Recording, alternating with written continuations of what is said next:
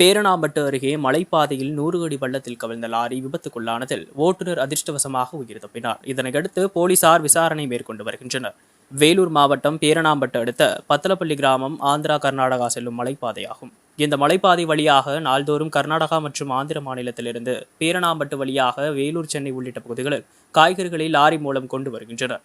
இந்த நிலையில் இரவு பெங்களூரில் இருந்து சென்னை நோக்கி காய்கறிகளை ஏற்றி வந்த லாரி பத்தலப்பள்ளி மலைப்பாதை வழியாக வரும்போது முதல் வளைவில் ஓட்டுநரின் கட்டுப்பாட்டை இழந்து சுமார் 100 அடி பள்ளத்தில் கவிழ்ந்து விபத்துக்குள்ளானது.